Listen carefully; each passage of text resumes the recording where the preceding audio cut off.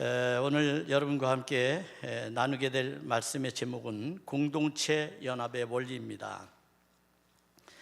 우리가 41주년을 앞두고 제가 여러분에게 특별한 말씀을 준비하지 않아도 성경은 우리에게 그때그때 필요한 말씀이 무엇인지 우리에게 제공해 주는 듯한 그러한 느낌을 제가 설교를 준비하면서 받습니다.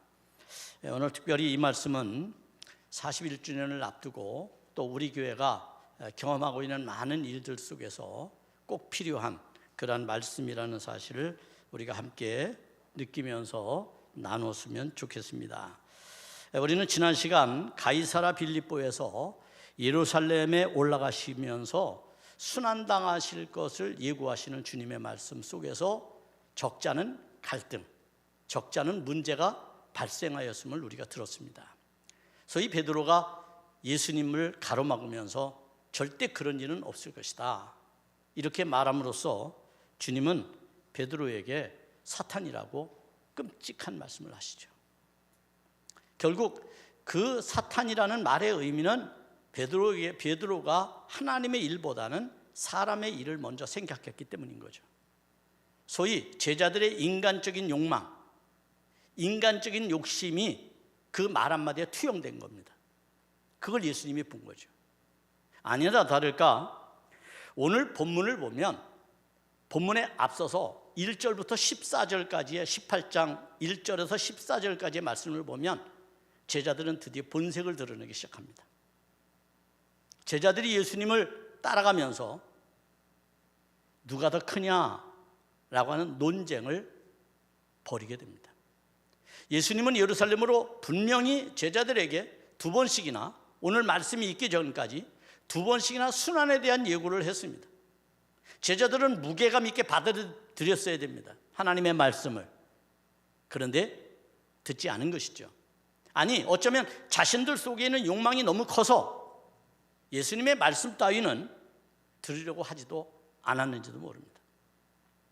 오늘날 이 시대가 영적으로 점점 갈증의 시대가 되고 그래서 사람들은 점점 자극적인 걸 원하고 점점 원초적인 것을 원하는 이유 가운데 하나가 뭐냐 하면 우리가 영적으로 기갈한 그 원인의 말씀의 부족 때문에 그렇습니다.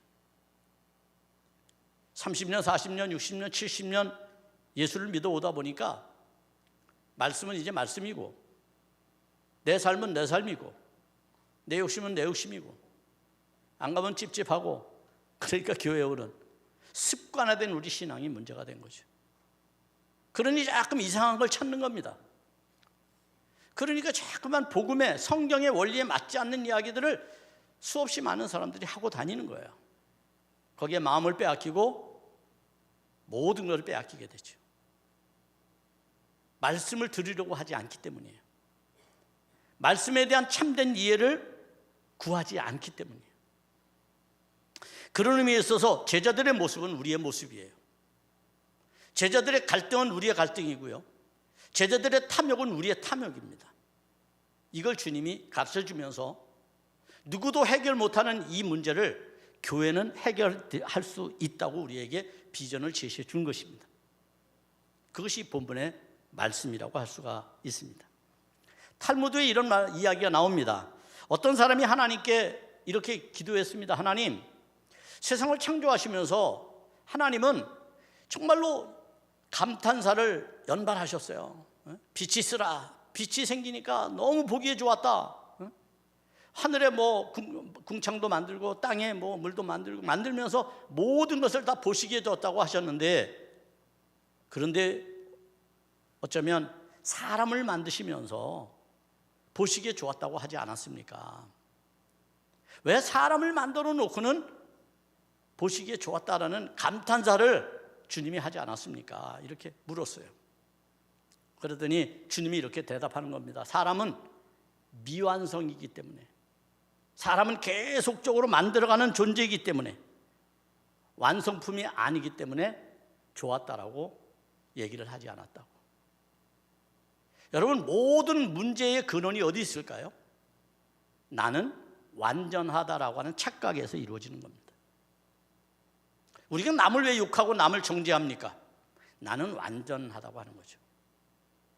정말 말씀대로 살지도 않으면서 연약한 대상이 있으면 마치 내가 말씀대로 사는 것처럼 남을 정죄하는 오늘날 이 교회 현실이 여러분 온당하다고 생각하십니까? 정말 복음 앞에 서 있는 우리의 태도입니까? 저는 말씀을 읽을 때마다 제 양심을 찌르는 것은 그런 겁니다. 그런데도 용기가 없으니까 그런 사람들에게 어쩌면 말하지 못하는 또 다른 문제들을 안고 살아가는 게 오늘의 현실인 것 같습니다. 여러분, 인간이 언제부터 공동체를 이루며 살아갔을까요? 유발 하랄이라고 하는 유대인 역사학자에 의하면 농업혁명을 이루면서부터 인간은 공동체 생활을 하기 시작했다고 말합니다. 그런데 이 공동체 생활은 사회 시스템이 되고 오늘날 우리와 같이 거대한 도시를 만들게 된 거죠. 자, 그러면서 온갖 폐해와 온갖 문제가 그 안에서 파생이 됩니다. 그래서 조금 듣기는 그렇습니다만 유발 하랄이는 농업혁명으로부터 시작된 이 모든 일들을 사기라고 그렇게 표현합니다. 참 듣기 그렇죠. 그러나 여러분 한편 생각해 봐요. 여러분 이해할 수 있을 겁니다. 여러분이 나서 지금까지 살아오면서 여러분들이 이 시대에 변화를 가져온 게 뭔가요? 어떤 변화를 가져왔죠? 물론 우리가 예수 믿게 되면서 전통적인 변화를 가져온 사람들, 용기 있는 사람들 많이 있습니다. 제사를 지내던 사람들이 제사 문화를 없애거나 아니면 여러 가지 우리 안에 남녀 차별이라든지 이런 문제들을 극복해낸 그런 사람들 참 많죠.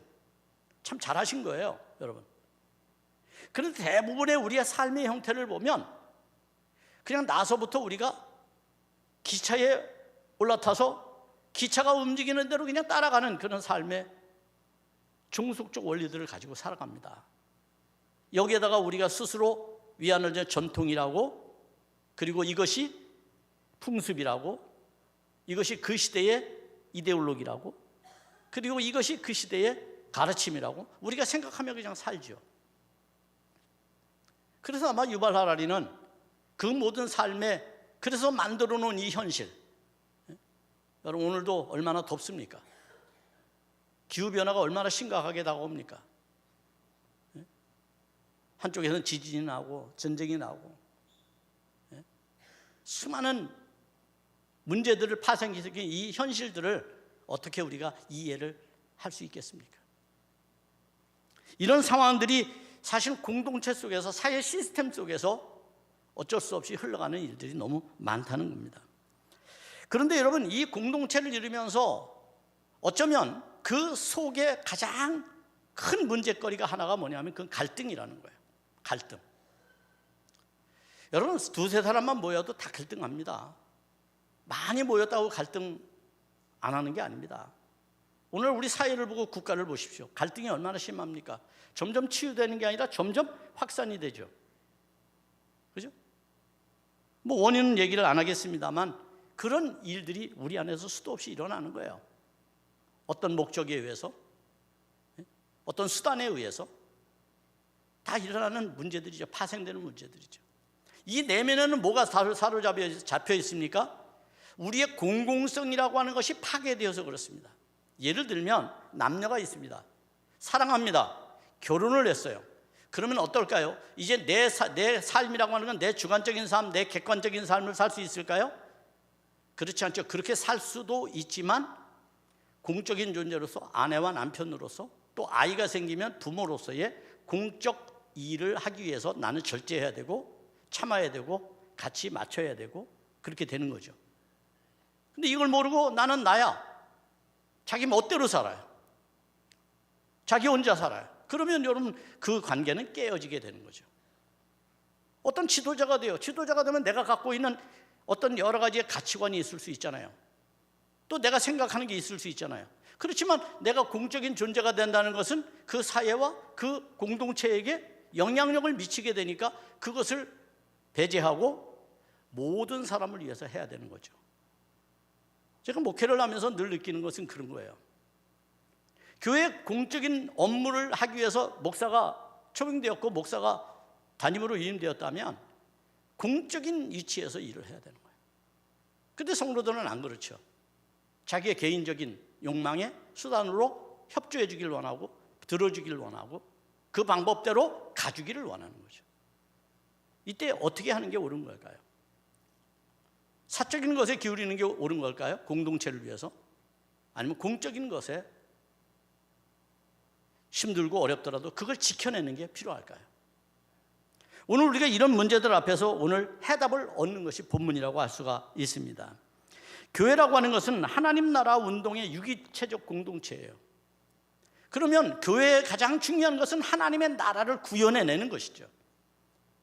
그래서 예수님께서는 지금 이 말씀을 제자들에게 해주시면서 제자들이 누가 크냐라고 하는 다툼과 갈등 속에서 그 문제를 해결하는 것은 이 사회도 아니고 다른 공동체도 아니고 오직 교회만이 이 문제를 해결할 수 있다고 우리에게 말씀해 주시는 거예요. 그래서 이것을 교회는 또 다른 말로 이 본문을 이야기하죠. 권징이라는 말로 이야기해요. 교회가 권징이라는 말을 권면하고 징계한다는 거예요. 사랑이라는 말로 모든 걸 다 포장할 수는 없어요, 여러분.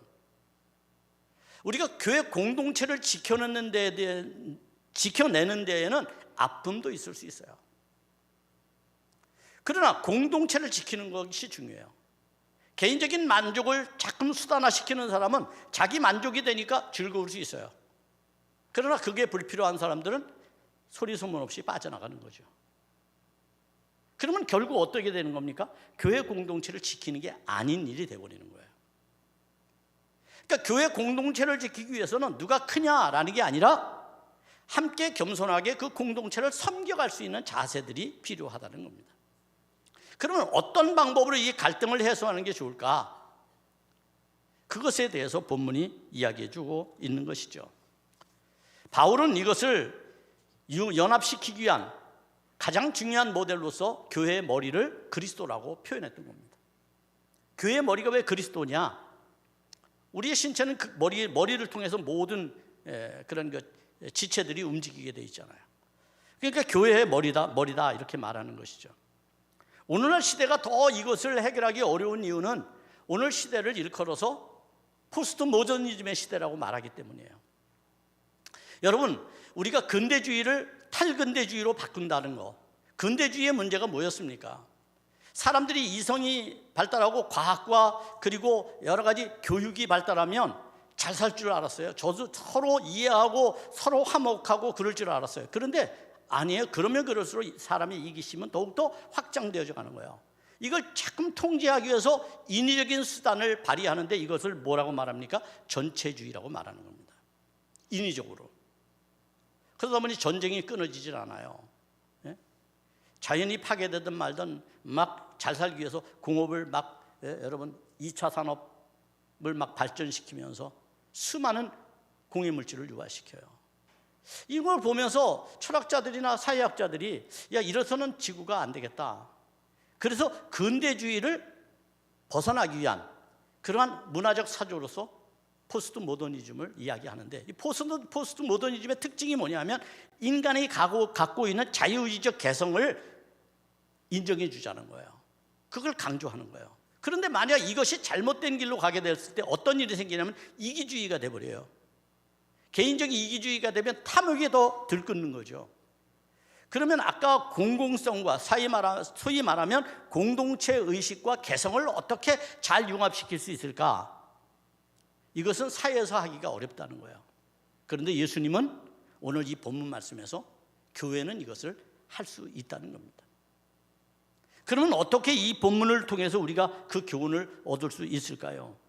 굉장히 무게감 있는 말씀이죠. 어떤 의미에서 보면 그냥 단순하게 예수님이 하시는 말씀이 아니에요. 공동체를 이루는데 얼마나 세심하게 기울여야 할 일들이 있는지를 우리에게 이야기해 줍니다. 그래서 15절은 이렇게 시작을 합니다. 내 형제가 죄를 범하거든 가서 너와 그 사람과만 상대하여 권고하라. 만일 들으면 내가 내 형제를 얻은 것이요 라고 말합니다. 여기서 말하는 것은 이제 전제 조건이 하나 있습니다. 그것은 제자 공동체죠. 제자 공동체라고 하는 것은 교회 공동체를 일컬어 말하는 겁니다. 그러면 교회 공동체는 어떤 사람들이 와 있는 걸까요? 우리가 소위 형제 자매라는 의식을 가진 그 사람들이 와 있는 건데, 그것은 그리스도 안에서 신앙으로 하나 된 사람들이죠. 소위 말하면 복음 안에 들어와 있는 사람들입니다. 어쩌면 그렇기 때문에 우리의 공동의 선은 복음에 있는 겁니다. 그런데 만약 그 형제가 죄를 져요. 그럴 때 어떻게 할 것인가요? 가서 그 사람과만 상대하라는 거예요. 여러분, 우리가 세상에 살면서 참 말이라는 게 오묘하죠, 그죠? 말이라는 건 오묘해요. 한 사람 건너가면 말은 늑덩이가 됩니다. 그리고 거기에 뇌피셜이 추가되기 시작하죠. 여러분, 우리 뇌와 오피셜이 합쳐진 말이 뇌피셜이에요. 뇌피셜은 뭐냐면 내 머릿속에 생각하는 거예요. 그리고 굳어지는 것이에요. 그것을 바꾸지 않아요. 그러니까 앞에서 제가 말한 것처럼 왜 우리가 하나님을 믿으면서 말씀을 들으러 교회 나오면서도 말씀은 듣지 않을까요? 내 뇌피셜이 있기 때문이에요. 그걸 신앙으로 신념화시켰기 때문이에요. 그래서 확증 편향 같은 걸 갖는 거죠. 그래서 이미 굳어졌어요, 생각이. 아무리 갖다 집어넣어줘도 안 돼요. 그게 오늘 우리의 현실이에요. 우리의 실존이에요. 이러니 여러분, 변화가 안 일어나는 거예요. 세상은 엄청 달라져요. 그런데 우리는 안 변하는 거죠. 그것이 오늘 우리 안에 주어진 문제라는 겁니다. 그러니까 어떻게 성경을 말합니까? 그 사람과만 상대하라는 거예요. 여러분이 오해되는 말을 들었어요. 그러면 그 사람과 상대해서 풀어라, 그런 얘기예요. 그렇게 되면 누굴 얻는 거예요? 형제를 얻는 거예요. 그런데 이거를 한 다리 건너서 뇌피셜로 막 그냥 확산을 시켜요. 그럼 깨지는 거예요. 형제를 잃어버리는 거예요. 관계가 깨어진다는 말이에요. 왜 이렇게 살까요?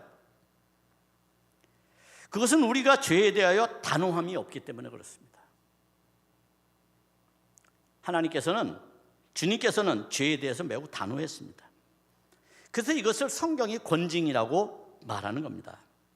소위 십자가의 사건을 눈앞에 두고 있는 스승을 뒤따르면서 자기들의 출세를 이야기하는 제자들이 얼마나 한심스럽습니까? 스승과 제자는 스승을 따라가야 되는데 따르지 않겠다는 거 아닙니까? 자신들의 욕망, 자신들이 생각하는 것만 이루겠다는 거 아닙니까? 스승이 불쌍하죠. 그죠? 예수님이 불쌍해 보여요. 그런 제자들을 데리고 다니는 게. 여러분, 이런 상황 속에서 다툼이라고 하는 것은 우리에게 많은 문제를 야기할 수 있어요. 예수님은 그런 제자들에게 누굴 세워서 비유를 하시죠? 어린아이를 세웁니다. 다투는 제자들, 누가 크냐라고 도토리 제기하는 그들에게 어린아이를 세워서 말합니다. 이때 여러분, 어린아이가 주는 중요한 두 가지의 교훈이 있습니다. 하나는요, 오늘 본문에 나와 있는 것처럼 어린이는 매우 신실합니다. 착합니다. 순수합니다. 순전합니다. 겸손합니다. 거짓이 없는 양심을 가지고 있어요. 그런데 그 반면에 어린이는 부정적으로 보면 미숙합니다. 미숙해요. 미숙할 뿐만 아니라 철부지입니다. 자신만 생각합니다. 부모가 배가 고픈지, 그래서 이런 노래 있잖아요. 어머니는 짜장면을 싫다 하셨어. 어머님이 짜장면 싫다고 말한 게 진짜 짜장면이 싫어서 얘기한 줄 알고 착각하고 살았다는 거예요. 어머니는 자식을 먹이기 위해서 나는 싫어 이렇게 말했을 뿐인데 말이죠. 그게 인생이에요, 여러분. 그런 삶을 우리 살아가요. 그러니 그럼 예수님께서 제자들에게 뭐라고 말하는 겁니까? 누가 크냐고? 너희들 보니까 이 어린아이처럼 아직도 미숙아야. 성숙하지 못했어. 겨우 내가 지금 십자가에 엄청난 대사를 앞두고 십자가를 지려고 하는 이 구속사적인 하나님의 대의 명분 앞에서 겨우 철부지처럼 누가 크냐고 얘기하는 제자들이 얼마나 한심스럽게 느껴지겠습니까? 성경을 해서 진짜 큰 사람에 대해서 이렇게 말씀합니다. 마태복음 5장 19절입니다. 여기에 진짜 큰 사람이 누군지를 말씀해줘요. 한번 같이 읽어볼까요? 시작입니다. 그러므로 누구든지 이 계명 중에 지극히 작은 것 하나라도 버리고 또 그같이 사람을 가르치는 자는 천국에서 지극히 작다 일컬음을 받을 것이요 누구든지 이를 행하여 가르치는 자는 천국에서 크다 일컬음을 받으리라. 아멘. 무슨 말씀이에요? 하나님의 말씀을 바로 이해하고 듣고 그대로 행하고 가르치는 사람이 큰 사람이다. 하나님의 말씀대로 사는 사람이 큰 사람이다. 어디에서? 천국에서. 천국에서 큰 사람에 대해서 이야기해 주는 거야. 진짜 천국에서 큰 사람은 바로 이런 사람들이에요. 교회는 이것을 행하는 곳이에요. 베드로가 신앙 고백했을 때 예수님께서 베드로에게 천국 열쇠를 준다는 말이 그거예요. 하나님의 말씀을 정확하게 최선을 다해 해석해 주고 그 말씀을 최선을 다해 듣고 그리고 그대로 살고 그러는 성도들이 모인 것이 교회입니다. 그것이 교회가 해야 될 일인 거죠. 이 원리를 지키지 않는 것에 대한 권징이 필요하다고 말하는 겁니다. 본문에서 갈등과 범죄에 대한 교회의 태도 중 권직의 바른 방법은 어떤 겁니까? 그 사람과만 상대하여 권고하라는 거죠. 말 퍼뜨리지 말고 누구 말 들었으면 그 사람에게 가서 이런 말을 했어? 아닌데 그러면 해결되는 거죠. 이렇게 되면 어떤 일이 생깁니까? 15절에서 듣다 그리고 얻는다, 얻는 것이라는 말이 있어요. 이 말은 뭐냐면 그 사람이 그것을 들으면 얻게 되는 거고 듣지 않으면 잃게 되는 거다 그런 얘기예요. 하나님의 말씀도 마찬가지예요.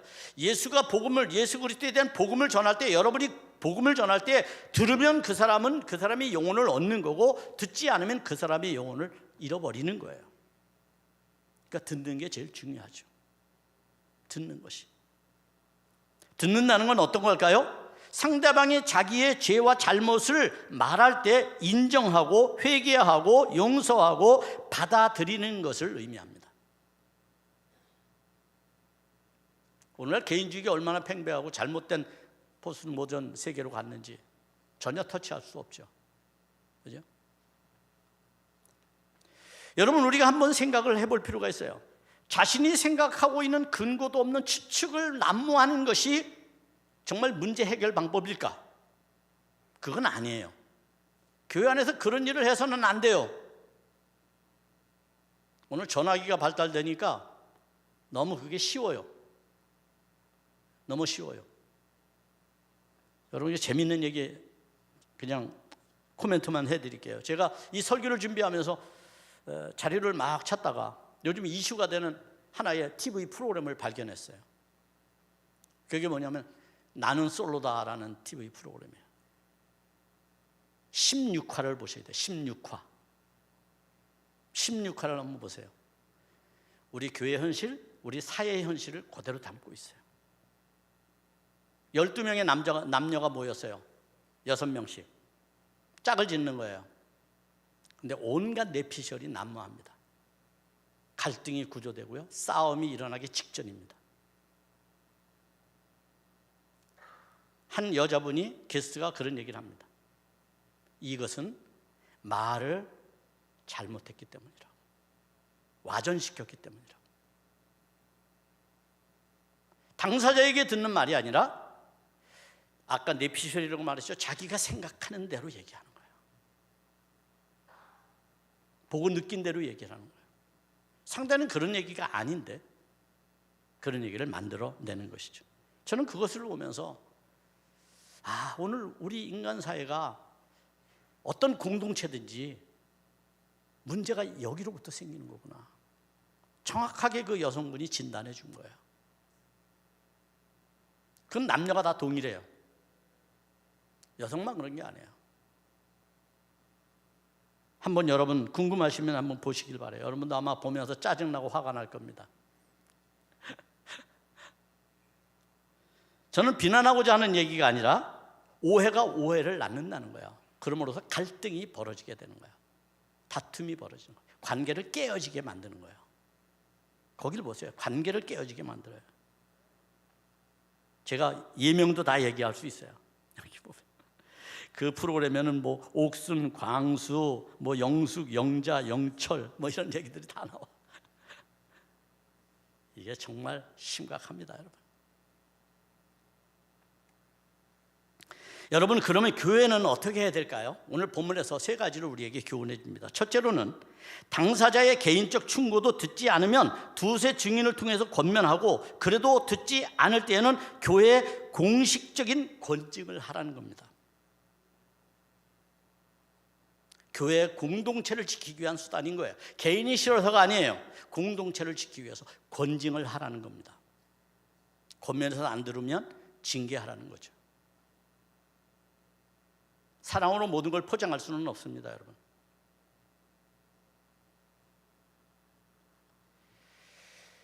어떤 말도 듣지 않는다고 하는 것은 그리스도, 교회의 머리 대신 그리스도의 말도 듣지 않는다는 거예요. 그럼 교회의 권위는 추락하는 거예요. 여러분이 이 새빛교회라고 하는 교회의 권위를 여러분들만 세울 수 있어서, 세상 사람들은 이 교회의 권위를 세워주질 않아요. 오늘도 제가 보고를 받았는데 새벽에 젊은이들이 교회 앞에 와서 불도 놓고 술도 먹고 담배도 피우고 교회 처마 밑에 앉아서, 그 사람들이 교회 세워주지 않아요. 그 사람들은 교회 무너뜨리길 원하는 사람들이에요. 세상 사람들은. 교회의 권위는 누구만 세울 수 있어요? 우리만이 세울 수 있어요. 우리만이 세울 수 있다는 것은 우리의 신앙 고백이 바르게 되어야 된다는 거예요. 그럴 때 그게 권위야. 그게 권위. 그러면 그 권위 앞에 우리 모두가 순종해야 되는 거죠. 따라가야 되는 것이죠. 우리 스스로가 아니라고 무너뜨리면 그 권위를 파괴하는 것과 동일하다는 겁니다. 그럴 때 교회는 공동체를 지키기 위해서 징계를 해야 되는 거예요. 여기 이방인과 세리처럼 여기라라고 하는 말은 뭐겠습니까? 그들을 방치하라는 얘기가 아니라, 자, 교회 공동체 안에 들어왔다고 하는 것은 이런 뜻이에요. 내가 구원의 백성이 되었다, 구원받았다, 세례를 받았잖아요, 여러분. 그죠? 그런데 이방인과 세리처럼 대하라는 얘기는 뭐냐면 아직도 구원받지 못한 존재로 이해하라는 얘기예요. 쫓아내라는 얘기가 아니라 아직도 저 사람은 구원받지 못했어, 이렇게 여기라는 겁니다. 그럴 때 교회는 새로운 질서와 권위 아래서 새로운 질서와 아름다운 창조의 일을 계속 해나갈 수 있는 거예요. 새빛교회 안에 그런 일들이 일어나야 합니다. 두 번째는 뭐냐면, 교회가 추구할 또 다른 책무는 뭐냐면 용서와 화해를 통해서 구원의 복음을 세상에 선포하는 죄사함의 권세를 회복해야 된다는 거예요. 용서하지 않으면 우리가 그 권세를 회복할 수 없다는 말이에요.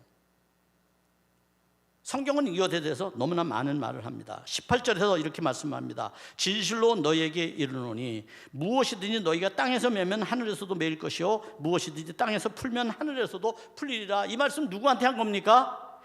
베드로에게 한 말입니다. 천국 열쇠를 주면서 주님이 하신 말씀이에요. 오늘 다시 해주는 겁니다, 제자들에게. 이 말이 무슨 얘기라고 그랬습니까? 교회가 천국 열쇠를 가졌다고 하는 것은 하나님의 말씀을 가졌다는 것이고, 그 말씀을 푼다고 하는 것은, 키라고 하는 건 푸는 거잖아요. 푼다고 하는 것은 하나님의 말씀을 해석해 주는 것을 말하는 거다. 어디에 가면 하나님의 말씀을 해석해 줍니까? 동장회의 가면 하나님의 말씀을 해석해 주나요? 예? 정치 집단들이 하는 모임에 가면 하나님의 말씀을 해석해 주나요? 동창회 가서 하나님의 말씀 해석 받나요, 여러분? 어디가 해석해 줘요? 교회밖에 없다는 거예요. 그래서 교회에 와야만 구원의 조건이 무엇인지, 구원에 합당한 일이 무엇인지를 배우게 되는 겁니다. 그것이 교회가 가진 사명입니다. 소위 제사함의 권세죠. 즉 말씀이 교회에 있다는 겁니다. 그런 상황들이 교회 안에서 바르게 해석되고 가르쳐질 때, 그리고 그것을 바르게 듣고 실천할 때 우리는 모든 죄로 얽매인 것으로부터 자유와 해방을 받게 되는 거예요. 어떤 속박으로부터도 해방받는 거예요. 귀신이 여러분을 에워싸고 여러분을 수단화시켜도 여러분 귀신을 내어쫓고 온전한 창조의 세계 속에 살아갈 수 있게 되는 겁니다. 그럴 때 아름다운 인간이 만들어지는 거죠. 마지막으로는 이 모든 교회의 권위와 사역의 회복을 위해서 가장 필요한 팁이 무엇인지를 주님이 가르쳐 주는데 그것은 기도라고 말합니다. 기도하는 겁니다. 교회가 권위를 세우고 권세를 갖고 제사함을 하고 교회 속에서 어떤 일들을 행할 때 가장 중요한 것은 기도하는 일입니다. 여러분, 교회가 속한 지역사회에 사탄의 세력과 범죄의 늪이 형성되도록 막는 역할을 누가 해야 되느냐? 교회가 해야 되는 거예요. 교회는 그걸 위해 부름을 받았어요. 하나님이 왜 이 지역에 새빛교회를 세우셨어요? 왜 새빛교회는 지금까지 존재해요?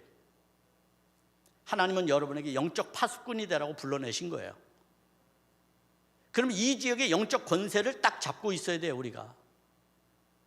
소위 말하면 이 지역의 사람들 비록 예수는 안 믿지만 귀신에게, 사탄에게, 마귀에게 침범당하지 못하도록 교회가 깨어 있어야 되는 겁니다. 이때 여러분 깨어 있기 위한 수단이 뭡니까? 그게 기도인 거죠. 그러니까 기도를 안 한다고 하는 것은 파수꾼이 잠자고 있는 거하고 똑같습니다. 파수꾼이 잠자고 있는 것과 똑같습니다. 도적이 오는지 모릅니다. 마귀가 오는지 사탄이 오는지 그들을 어떻게 꼬여가고 어떻게 훔쳐가는지 알 수가 없습니다. 마귀를 대적하려면 깨어 있어야 돼요. 깨어 있는 유일한 방법, 좋은 방법, 기도하는 겁니다.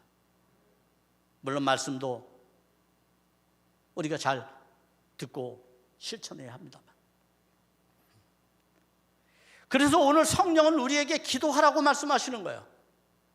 오늘 제자들에게 예수님이 하시는 말씀은 거예요. 너희가 연합해서 합심해서 기도하면 하나님이 다 이루어 주신다는 거예요.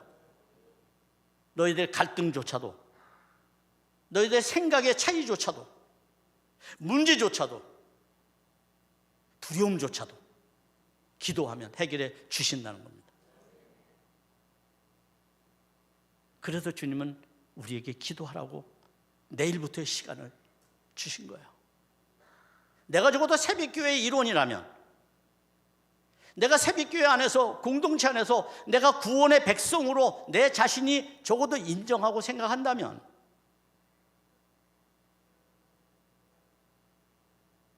여러분은 기도의 자리에 참여할 의무가 있습니다. 권리가 있습니다. 이것도 참석 안 하면서 다른 얘기 할 수는 없습니다. 우리 교회가 40년 동안 이곳에 있습니다. 영적 파수꾼의 역할을 감당했는가? 소리만 시끄럽지 않았는가? 정말 이 지역을 품고 우리가 어떤 일을 했는가? 그래서 이번에 이음사역을 하는 거예요. 이음사역 프로젝트. 우리가 교회를 중심으로 해서 이 지역의 모든 지역을 분할해서 각 선교에다가 이제 12지파에게 이스라엘이 나눠준 것처럼 다 나눠주게 될 거예요. 매주일 여러분들은 선교회가 몇 명이 되든 간에 그 지역에 가셔서 기도도 하시고 전도도 하시고 봉사도 하시고 그런 일을 우리가 이제 해야 합니다. 그러지 않으면 미래가 없습니다.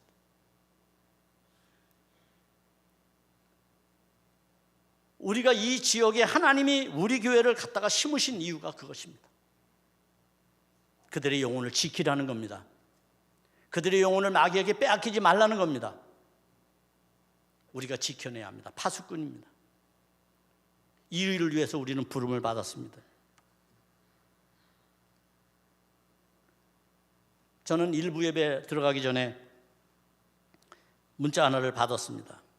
친구 목사님이 외국에서 문자를 보냈어요. 그 왜 외국에 가 있나 했더니 그 교회가 74번째 교회를 개척한 겁니다. 한 교회가 전 세계에 74번째 교회를 세워서 그 봉헌식을 하느라고 가 있어요. 기도해달라고 문자가 왔어요. 그 교회는 어떤 부모님의 자녀들이 돈을 모아서 진 교회였어요. 여러분, 우리가 거대한 일을 못한다 하더라도 우리가 지역을 품는 일은 누구나 할 수 있는 일입니다. 교회 나와서 점심 먹고 1시간의 시간 동안 그 지역을 가서 여러분이 기도한다고 하는 것, 그것은 여러분에게 주어진 하나님의 권세가 어떠한지를 보여주는 아주 분명한 표적이 될 것입니다. 사랑하는 여러분, 41년의 세월을 동안 애쓰셨고 수고하셨고 또 많은 눈물과 기도가 여러분에게 있었고 헌신이 있었음을 분명히 압니다. 그러나 우리는 자족하고 있을 새가 없습니다. 마귀는 계속해서 확장되어 갑니다. 우리가 어떻게 하면 그 마귀와 대적해서 싸울 수 있는지 우리 자신을 돌아보면서 이번 5일 동안의 기도를 통해서 재무장하고 41년을 맞이할 수 있는 여러분이 되기를 바랍니다. 우리 안에 분명한 기적이, 분명한 능력이 임하게 될 것입니다.